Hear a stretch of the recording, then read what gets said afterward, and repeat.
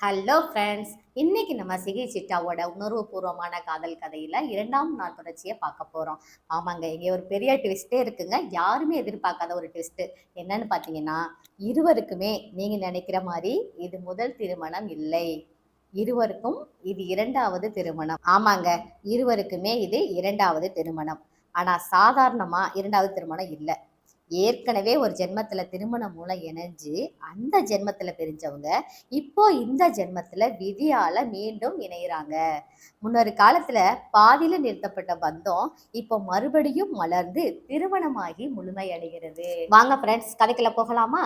2ஆம் நாள் என்ன நடந்துச்சு அப்படின்னு பாத்தீங்கன்னா, ஒரு ஷாக். நம்ம கதையின் நாயகன் சிட்டா அனுப்பிய ஃபோட்டோவை பார்த்ததுமே சிகிக்கு கொஞ்சம் ஷாக் ஆயிடுச்சுங்க. ஆமாங்க, அவங்களோட ஹைட்டு வெறும் 147 சென்டிமீட்டர் தாங்க. ஆனால் நம்ம சிட்டாவோட பிள்ளைங்களோட ஹைட்டு பார்த்தீங்கன்னா 170 சென்டிமீட்டர். நம்ம சிட்டாவை விட 2 பேருக்குமே ஹைட்டு அதிகங்க. ஆண் ஒன்று, பொண்ணு ஒன்று. பையன் +2 படிக்கிறான், பொண்ணு 10th படிக்கிறாங்க. 2 பேர் ஹைட்டை பார்த்ததுமே நம்ம சிகி கொஞ்சம் பயந்துட்டாங்க. ஏன்னா அவங்க கொஞ்சம் குட்டி பொண்ணாக இருப்பாங்க. வயசு கூட தான், ஆனால் பார்க்கறதுக்கு கொஞ்சம் குட்டியாக இருப்பாங்க. நம்ம சிகி கொஞ்சம் அப்பாவிங்க. அதனால அதை பார்த்தது கொஞ்சம் பயந்துட்டாங்க. அதுக்கப்புறமா நம்ம சிகிக்கு கொஞ்சம் தயக்கமா இருந்துச்சுங்க. வேண்டாங்க, நீங்க வேற பொண்ணை பார்த்துக்கோங்க, எனக்கு செட் ஆகாது அப்படின்னு சொல்லிட்டு வச்சுட்டாங்க. நம்ம வேணா ஜஸ்ட் ஃப்ரெண்ட்ஸாக இருந்துக்கலாம் அப்படின்னு சொல்லிட்டு வச்சுட்டாங்க. அடுத்த நாள் பார்த்தீங்கன்னா 2 பேரும் எதுவும் பேசிக்கல. ஒரு 3 நாள் போயிடுச்சுங்க.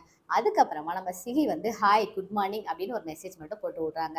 அதுக்கு சிட்டா என்ன பண்றாரு, எனக்கு ரொம்ப ஃபீவரா இருக்குங்க, உடம்பு சரியில்லை அப்படின்னு சொல்லிட்டு மெசேஜ் போடுறாரு. நம்ம சிட்டாவுக்கு ஃபீவர் அப்படின்னு தெரிஞ்ச உடனே நம்ம சிகிக்கு ஒரு மாதிரி ஆயிடுச்சுங்க. ஆமாங்க, மனசு கஷ்டமா இருந்துச்சு. நல்லா சாப்பிடுங்க, உடம்ப பார்த்துக்கோங்க, கரெக்டாக டேப்லெட் போடுங்க, கஞ்சி வச்சு குடிங்க, மஞ்சள் போட்டு ஆவி பிடிங்க அப்படி இப்படின்னு கொஞ்சம் அக்கறையாக பேசினாங்க. சிகிக்கும் சிட்டாவை கொஞ்சம் பிடிச்சிருந்துச்சு, ஆனால் அவங்களுக்கு அது தெரியாது.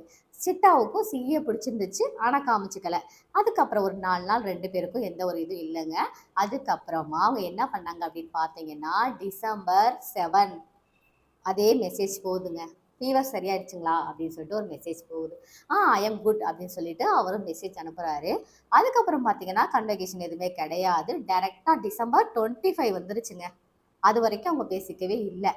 டிசம்பர் 25 சிகி கிட்ட இருந்து ஒரு மெசேஜ் போகுதுங்க. ஹாப்பி கிறிஸ்மஸ் அப்படின்னு சொல்லிட்டு தான். மகேஷ்குமாரும் ஹாப்பி கிறிஸ்மஸ் அப்படின்னு சொல்லி உமா மகேஸ்வரிக்கு மெசேஜ் போடுறாருங்க. என்ன காமெடின்னு பார்த்தீங்கன்னா 2 பேருமே கிறிஸ்டின்ஸ் கிடையாது, ஹிந்து தாங்க. ஒரு ஃபார்மாலிட்டிக்காக சும்மா அனுப்புனாங்க.